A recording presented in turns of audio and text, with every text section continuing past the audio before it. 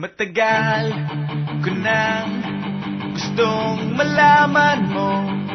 Matagal ko nang itinatago-tago to. Nahihiyang magsalita at tumuurong aking dila. Pwede bang bukas na ipagpaliban muna natin to?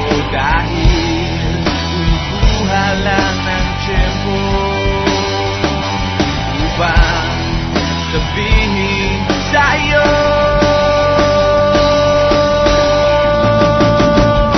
mahal kita, pero di mo lang alam. Mahal kita, pero di mo lang ramdam. Mahal kita, kahit di mo na ako tinitignan. Mahal kita, kahit di mo lang alam. Oh, oh.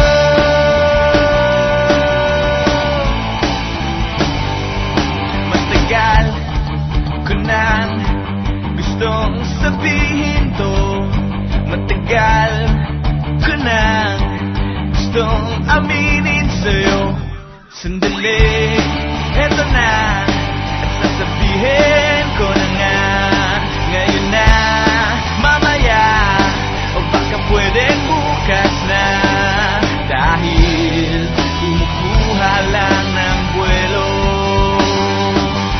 upang sabihin sa'yo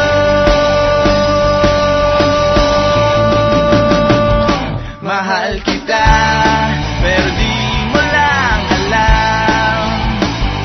Mahal kita, pero di mo lang ramdam. Mahal kita, kahit di mo na ako tinitignan. Mahal kita, pero di mo lang alam. Oh, oh.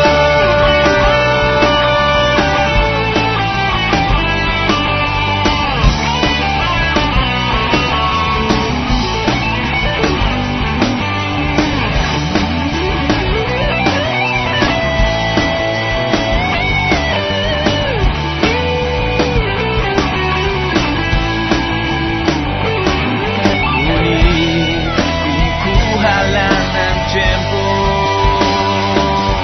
upang sabihin sa iyo